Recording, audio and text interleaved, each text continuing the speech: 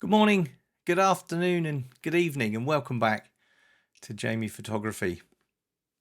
So in this video, I'm going to show you how you can bring back photographs from the past, old photographs that you took with maybe previous generation cameras, and bring them up to date, give them a little bit of new modern sparkle, and use the tools that we have available to us now with the software that we use, particularly with Adobe Lightroom and Photoshop. I really enjoyed doing this video here, so I hope you'll enjoy following along. And let me just show you the before image. So there's the original Canon 6D 20 megapixel image that I took. I was quite happy with it 8-9 years ago.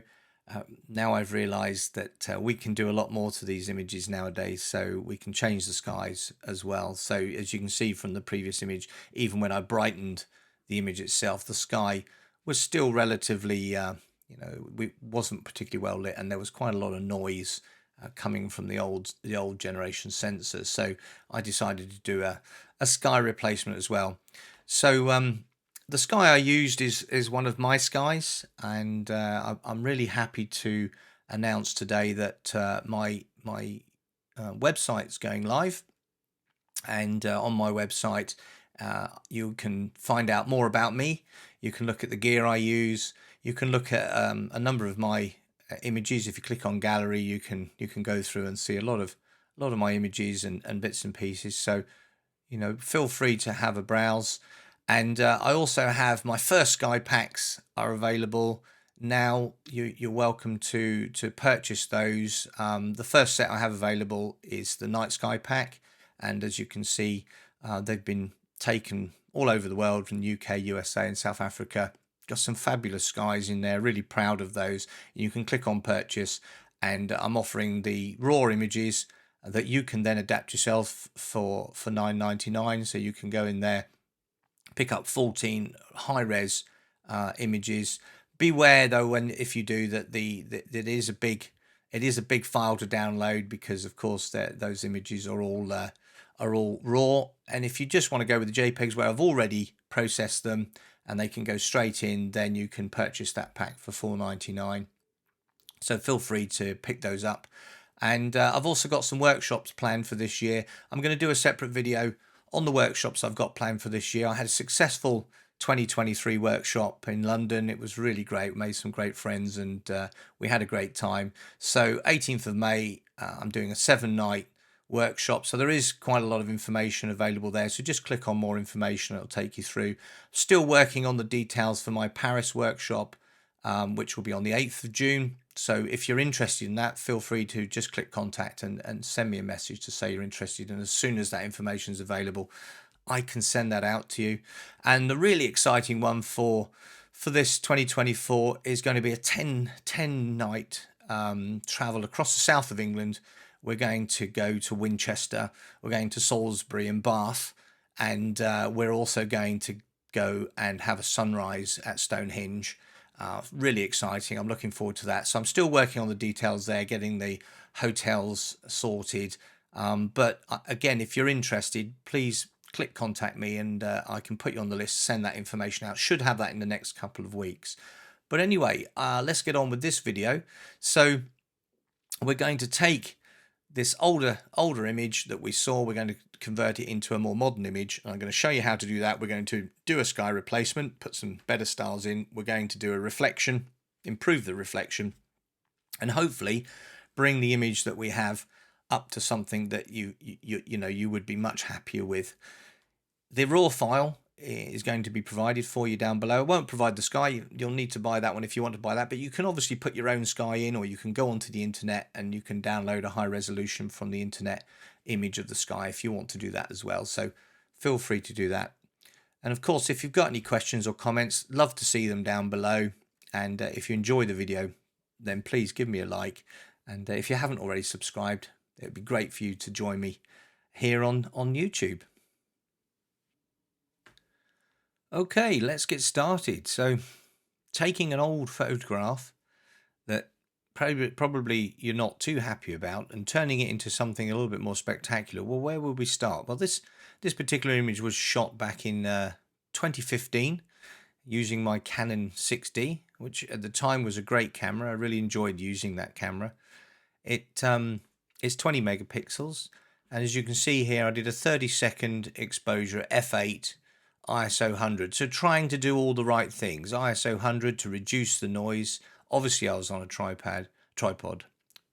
Obviously, I was on a tripod, and f8, trying to get the sharpest part of the lens to ensure that we didn't get any chromatic aberration or any issues. Now, the lens I used at the time was an EF 17 to 40 L series lens, so it was a good lens, but you really needed to aim around about f8 to f11 to try to avoid any chromatic aberration. And chromatic aberration is when you get the green or the magenta edges on bright parts of the image, and here we haven't got them. We've done quite well to avoid that. So going back to cameras from 7, 8, 9 years ago, one thing particularly Canon struggled with at the time, if I raise the exposure here, you'll see if I raise the exposure by 2.5 stops, that's all I've done, you can see the noise in the sky here, and you can also see this banding effect that was quite prevalent with Canon cameras of the previous generation, something that we always struggled with in trying to deal with that. So one of the things that we do have available to us now is the AI denoise function, and this works extremely well, particularly on these older raw images. And what we're able to do is to minimize this quite a lot. So I'm just going to click on denoise here as my first sort of action in my workflow, and you can see the before and after. If you just look at these windows up here, if I click before there, you can see the pink noise in there, and if I turn it to enhanced, you can see that it clears it up very well. I'm going to go a little bit higher than I normally would. I'm going to go up to 75% because we are asking a lot of the image here and of the software to deal with this. So if you do click create stack, it puts the old image behind the new noise corrected image, so that they're effectively held there in a stack. Tries to keep your film strip a little bit smaller. I'm going to keep them separate for now so I can do a comparison later on. So I'm going to click enhance, and depending on the speed of your computer will depend on how quickly this function takes place. Some of the newer equipment now, some of the top spec machines do it quite quickly. Older machines take a little bit longer, but don't worry, be patient and let it work through. So you can already see huge improvement. There's still a little bit of banding there, so we'll still have to be a little bit careful with what we do. And if I zoom in here, you can see because it was a 30-second exposure, all the stars are dragged slightly. So what I'm probably going to do is do a sky replacement here, but you also get those improvements in noise on the buildings themselves as well. And if I just bring down the highlights here, just to bring this into a sort of more realistic view, look at that. Isn't that incredible? Just by moving one slider. So there's the before and there's the after. What we're able to do now is so impressive. And I'm just going to open up the shadows a little bit as well, bring that up to about 60 plus 60 there, about there. And that gives us a really good correction. You could probably say, well, you could stop there if you wanted to, but I want to improve this reflection in the water, and I want to do a sky replacement to put some stars in the sky so it looks even better still.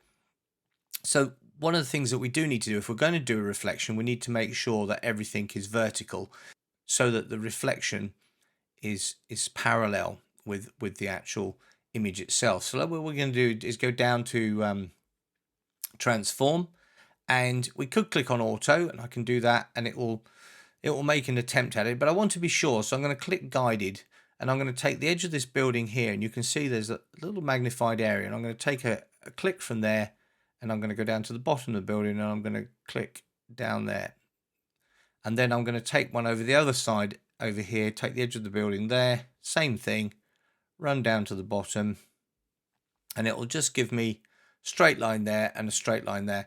And I think I want to also try to make this key side as level as possible. So I'm just going to come in at the water level there, click one, and down there at the other end on the water level, just make sure it's perfectly straight. There we go. So we now have verticals and a horizontal. So when I do a reflection, and we'll do that in Photoshop shortly, that will get that sort of perfect look.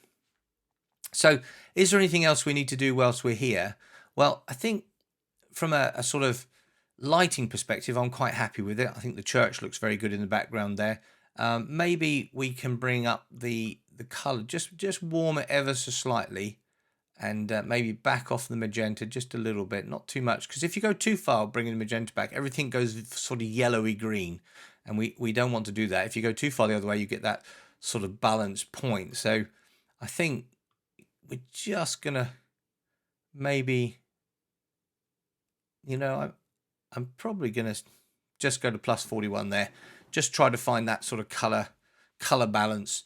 And we can also add just a little bit of vibrance to the scene as well. Now I'm going to add a little tiny bit of clarity, but not very much, just so that all of these sort of windows and the light are very, very sharp. And I'm going to add a little bit of texture again, just to bring out that sort of detail from these buildings. It's incredible looking buildings with all the lights on. And the last thing I'm going to do here before we go over into Photoshop is I'm just going to check my whites. So I'm going to hold down the Option or Alt key, and I'm just going to move that so that the lights are not too bright. So just bring that down, -28 there. And then with the blacks, I'm going to hold down, do the same thing, just bring that down. Just want a little bit of black just showing in the corners there. So that's pretty good. So yeah, happy with that. You can still see I've got the lines there on from the transform I did. So that's not a problem. I can turn those off by clicking this little box here. If you do go into transform any time and you don't see the lines that you've already drawn, you'll see this little hatch box here. If you just click that, it will turn them on for you. So let's go over into Photoshop. So I'm going to right click here, just going to right click, go to editing, and then I'm going to go to Adobe Photoshop. Now in this case, my pre-selection is that I would like to go into Adobe Photoshop Beta, but I already have Adobe Photoshop 2024 open in the background. So if I click on this, it will ask me, do I want to do this or open it in the Adobe Photoshop 2024 that's already running? And I'll say, yeah, okay, I'm happy to do that. I know that some people get a bit of a problem in selecting Photoshop or Photoshop Beta. And I can't unfortunately speak for Windows machines, but on a Mac you can go into the preferences. I'm sure it's the same on Windows. You can go into settings. You'll find in here, third tap along, external editing, and then you have the Photoshop version here. And if you pull that down, you can select which version is your default version to use. And that means that will always go for that. So if you haven't got Photoshop opening in the background already, it will automatically give you that when you select open, whatever you've chosen in the defaults. I do use Beta for some things, particularly if I'm doing generative fill or the remove tool. I find that the Beta version is just slightly better than the standard version, but for everything else, it's pretty well the same. So we're going to go over into Photoshop. There we go. So the image is there. So there's a couple of things we're going to do. We're going to do a reflection. We're going to replace the sky. And there's a couple of little things I want to take out. This little truck down here. I just want to take that out of the scene there. So I'm just going to zoom in on that. I'm just going to move over here. That was a car. So we're going to go to the remove tool. There we go. So that comes under the spot healing brush tool. So select the remove tool, take a small brush there. We will just draw that car out. There we go. Perfect. So you can see on the windows here that there is some magenta there. Can you just see that? So that's the, and then there's green on the ones above. That's the chromatic aberration I'm talking about. You see it's magenta on one side, green on the other, where you have very bright spaces. There are some things we can do to remove that or lower that when we go back into Lightroom, and I'll show you that just in a while. So we're just going to go back to where we were, full screen here, got the image. So sky replacement. So I'm going to go to edit. I'm going to go down to the sky replacement module and click this, and then the sky replacement module will open. Now I've already got a starry sky. This is one of my skies, which is available from my sky packs on my website. You're welcome to go and have a look at those, and I have those in JPEG and in DNG should you want to adapt them yourselves to make them look even better than they already do. So this particular sky image was shot in South Africa, so it doesn't really suit Copenhagen, but I do like the way that we've got cloud sort of built in with the stars as well, very bright. So one of the things we will need to do before we do anything else is we will need to reduce the brightness. It's really important to turn that right down, because in a city you don't get those sparkling skies that you do out in the wilds of Africa. So it's important to just turn that brightness down. So also we've got to look at the other sliders here. The shift edge is the main player, and you can see here there's a mistiness over this clock tower of this church, and that's because the edge has not been properly defined. So I need to shift this to the left to get that definition better, but in doing so you remove part of the sky and you end up with the whole edge here being blended into the sky. So we have to find somewhere along the line where those two come together. So the fade edge also allows you to increase the blending or decrease the blending on the edge. So I want to actually decrease that completely. I want to try to get as tight as I can to the edge that of these buildings. So there is a little bit of that original sort of magenta purple that's just pushing through into the sky, but that's okay. So we still need to consider here that we need to make sure this is defined against the sky. So we can go to the foreground lighting down here, and the foreground refers to the buildings, not the sky. And we can move these sliders from left to right. And you see if I go all the way to the right, it gets more blended in, and if I go more to the left, it gets less blended in. So we can use the edge lighting to try to affect that as well. So I can bring that from the left to the right just to see how much effect we can go. So I'm just going to dim that down just a little bit. There we go. I'm going to put the foreground lighting all the way to the left there. I'm going to try, there are two blending modes. There's multiply and there's screen. So I'm going to try screen, so I can swap over to screen and see if that helps in any way. So just going to see there's no real difference there. So I need to bring up the foreground lighting to see that effect. So that's screen and that's multiply. So you can see that there is quite a difference between the two based on the foreground lighting, but I'm just going to bring that back here. I'm just going to try to find where I'm comfortable with that, and I'm looking at the clock tower all the time there. So let's bring that shift edge back a little bit further. I'm just going to fade that edge. So we've got that purple to sky sort of glow there, which is something we just need to, sorry, that was brightness. This is what we were moving, fade edge. So if I move that there, you get more of a fade from the purple into the sky. So we've got to find that balance point. And I don't think it's, I think it's probably somewhere around there. We'll just have a look at the edge lighting again, just to be sure that we are happy. And the foreground lighting, just going to dim that down just a little bit there. So every time you make changes to the top two, it affects the bottom ones as well. So you generally have to sort of re-effect as you go through. So I'm just going to add a little bit more color into that as well. Let's see what the blue does. Blue and the purple is okay.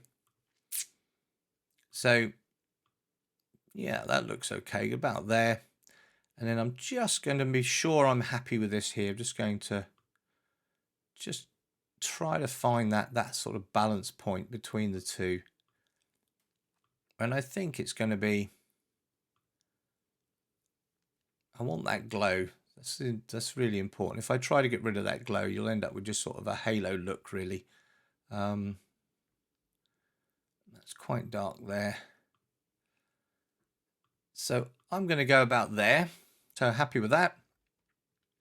So what we can do is consider whether we can refine the edge here. So if I just click on the zoom tool here, sorry, on here when we're in the module, just going to zoom in on here, and I'm going to take the refine tool. You can see here the refine tool, and I'm just going to make it a little bit bigger, and I'm going to click on there. That didn't work. So I'm just going to select the Option or Alt key, which gives me a minus in the center. If I don't have that, you can see it's a positive, so it's a minus in the center. And I'm just going to wash up through there. So I'm just going to take the minus, make the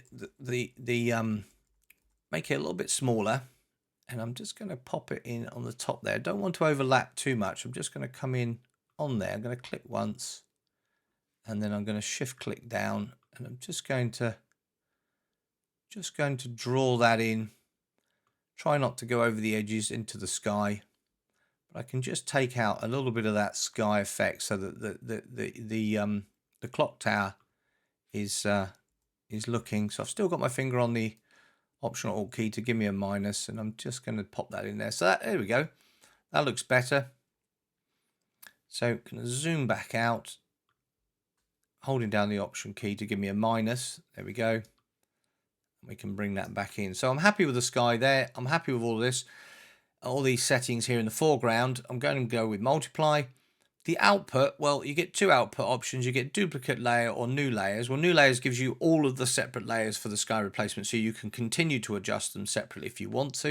In this case, I'm just going to select duplicate layer, so it's going to make one layer for me. I'm going to click OK, and I've now got the before and I've got the after.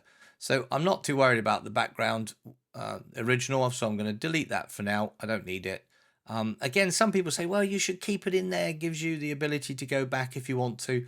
I agree. If you want non-destructive and you want to be able to go back, you can leave that there. That's up to you. It does make the file bigger in terms of the amount of space that it's using. And I'm not really, for me, going to go back and revisit that. So I'm going to delete that rear layer, the background. So all I have now is the sky replacement.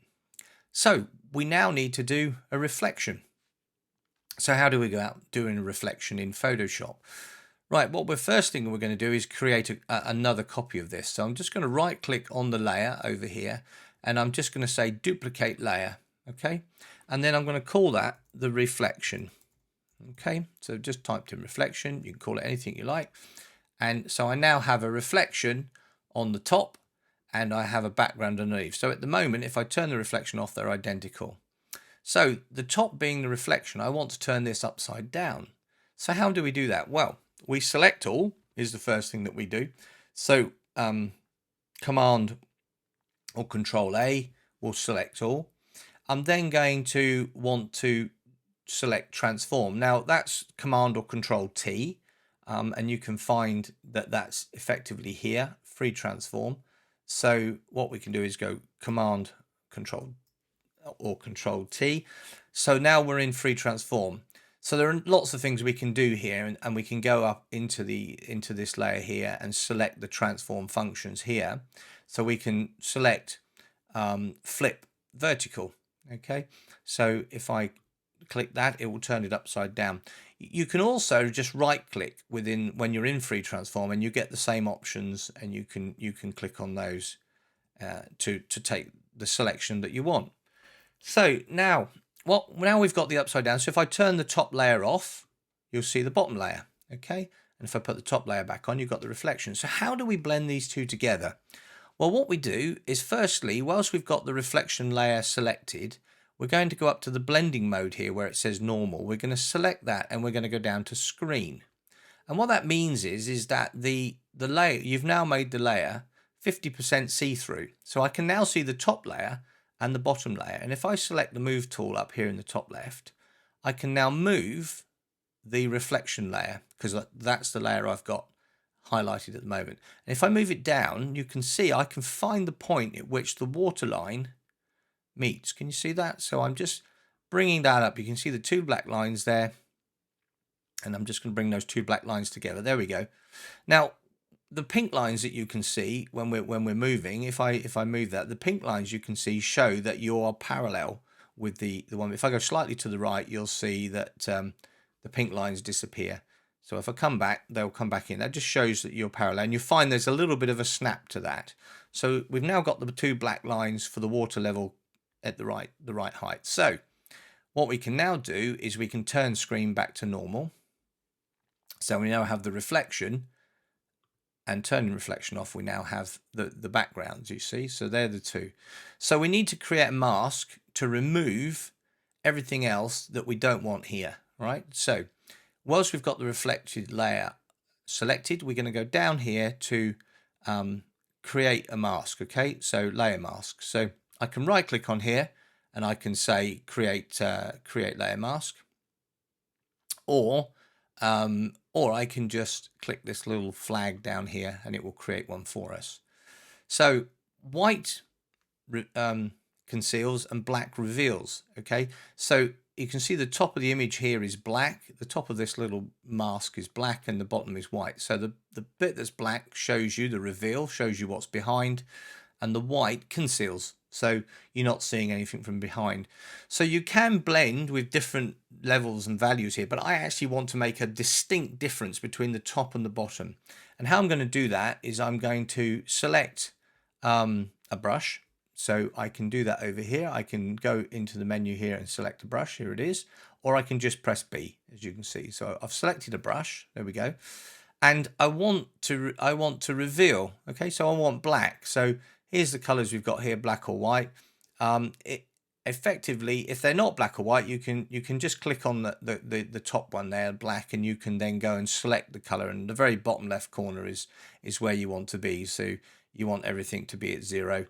So that's a full black. I'm going to make my brush a little bit smaller, because if you have a big brush, let me just show you something. If you have a big brush and you click to reveal the background, and then you shift and click again to get a nice straight line, you'll end up with the way it renders, it leaves these little bumps all the way along. So you want to minimize the number of bumps that you have. And by doing that, you make it much, much smaller. Okay, you go down to the waterline that we were looking at. So effectively, we want to be just on that black marker there. We click left once, we go to the other end just above that black mark on the waterline, hold down the shift and click again, and we'll get that line that's created through there. Okay, we can make the brush a little bit bigger now because we've got that initial, and we'll click again, and we'll go down to the other end and we'll click again. So the little bumpy edge doesn't matter now, because you've actually sort of scanned it out because you used a smaller brush. And then we can go bigger again with a brush like this, and we can go back in and we won't see those edges because we're 100% removing, shift click, we're 100% removing the layer mask. So the white conceals and the black reveals. So we can see that now we've made the top part of the screen black. We can see the original black background, and then the white conceals the bottom. So we're effectively layering over. If you put the reflection behind the background, you'd have to do the opposite. You'd have to reverse it. But it's important that the layer you're working with should be on the top. And that's effectively how the layers work. I think sometimes people get a little bit confused about the way in which layers actually function. But it's quite simple. The further down it is, the further into the background it is. A bit like using Microsoft Word or Excel, where you click the center back or move forward one. So that you can see things or bring things in front of other things. It's the same functionality, really, just with these layers. So we now have the perfect reflection. Well, it's a bit too perfect. Okay, you never get that perfect a reflection in the water. So we have to make it look a little bit more like it's a water reflection. So we need to select the image. So you can see here I've actually selected the reflection image. There we go. And then we can go up into filters, and we can apply some blurs to this. So we can go to the blur menu here, and we can take the Gaussian blur. I love the Gaussian blur. It works really, really well. So I'm just going to select that, and then we're going to just take a little bit there. So I've gone up to 2.4, and you can see there's ever so slight blur that started to take place. If I go more, I get more of a blur. If I get more, I get more of a blur. Okay, so we can get back, if we wanted to roughly where we were before with the blur that we saw from the buildings. But I'll show you a really good trick in a moment. I'm just going to come back to probably around about here. 3.5 will do. I click on OK and accept that. So we've got that slightly blurred, but this is the real trick with water. Go back into filters, go back to the blur gallery, and go to motion blur. And in motion blur, we want to select an angle of -90 degrees. If you rotate this little wheel, you can change the direction that your blur moves in. So in this case, we're going to go to -90. If you can't quite get it there, you can always just highlight that there and just say -90. Okay, and it'll do it for you. So now if I add more of this, you'll see it'll stretch it out a little bit. You get a little bit of a stretch there. That's a bit much. I'm just going to pull it back a little bit. So just want a little bit of motion blurring there. I think that works very, very well. You can see they're blurred. The stars down there are blurred in the vertical. So I'm going to click OK. So now that's looking a lot more realistic. I have to be honest, that is looking a lot better. And I'm really happy with where we are. I'm going to merge these two together because, again, I want to try to keep my file size a little bit smaller when I'm working in Lightroom. Again, people say, wow, you're taking away your sort of non-destructive. I agree with that, but I only want this one file back. I'm happy with where I am with this, so I'm just going to right click on here and I'm just going to merge the visible. Any one of the layers, you can click on that and merge visible. So that's now one image there, and I'm going to send it back into Lightroom. So I'm going to go to File, Close, because I don't want it in Photoshop anymore, and I'm just going to say Save, and it will send it back into Lightroom. There we go. We're now back into Lightroom. So let's just go back to where we were. So that's what we started with, and now through a process we've ended up here. So we just need to do a little bit of finishing off just to be sure that we're happy with this. I think we need a bit of a vignette. I also need to deal with the chromatic aberration that we saw. So let's just zoom in there, see if we can deal with that a little bit more. Let's go in a bit closer, 300%. Bear in mind, this is only a 20 megapixel image, so we've not got a huge amount of resolution here, but you can definitely see the magentas here. Now, to get rid of that, you can go down to lens correction on your slider here, okay, and you can look at dealing with the purple hue and the green hue for trying to remove these colors as in manual. In profile, you'll find that you can just have a tick box to remove. Now, I don't find this does particularly well, but let's try it here. Let's have a look. We'll click that, and it's reduced it a little bit. There's a little bit of the green being removed, but generally it's still quite intense. So I'm just going to go over into manual, and then what we can do is we can look at the green and the magenta here. So you've got an amount slider. So if I slide this over, you'll see that it affects. Same with the green hue. I can just slide that over. Can you see that green's almost gone now? So just go a little bit further. That's pretty good. And the magenta is going to be a little bit tough because of the amount of color we've got in the sky, but certainly that's helped. We can move the hue here. We can slide the hue slider. Can you see here, just on this window here, I've moved that hue slider over there to the left, and can you see that it's pretty well gone now? So that was the that was effectively, there's the before. Can you see that the green and the magenta, particularly up in the top right window of that building? And then I apply those changes there, and you can see it's made quite a big difference. I could also just try to shift a little bit on the green, just so we're happy with that. That's okay. So I'm going to come back to the main shot. So we've got rid of the chromatic aberration. However, can you see in the sky, the stars are now sort of bleeding through the light color that we had. So we have to find a compromise. We can't just go for the perfect solution to any one problem. So what we're going to do is just see what's causing that. I suspect it's the magenta. So yes, it is. There we go. So if I move that over, you can see the further I go over, the more we see that. So let's pull those sliders back and just see if we can blend that with those sliders without biting too much into the sky. There, that's where we need to be. And that looks pretty good. So we don't have those stars sort of biting through. Good. Okay, just to finish this image off, I think we just want to check out, should we lower the highlights any further? Go too far, it looks a little bit unnatural. That looks okay. Add a little bit of magenta to this scene, just a little bit, not too much. And I'm going to add a little bit of color. There we go. Quite happy with that. Now, these are a bit too yellow, right? Bit too yellow. So go down to your color mixer here, and you can select the hue or saturation. So the hue, we can change the yellows more to an orange if we want to. So if I take the yellow slider and move it down, you can make those a little bit more orange, or we can make them a little bit more sort of greeny colored if you think the color's not quite right. So likewise, I can go more orange or less orange. These make quite a big effect, so you have to be careful with the changes you make. So I'm actually going to, rather than alter the hue, I'm going to go to saturation, And I'm just going to back the yellow off slightly, just a little bit. You see there, I've just backed that off a little bit. I'm also going to drop the purples and the magentas down a little bit. So just going to drop those down so they're not quite so much. Add a little bit of blue.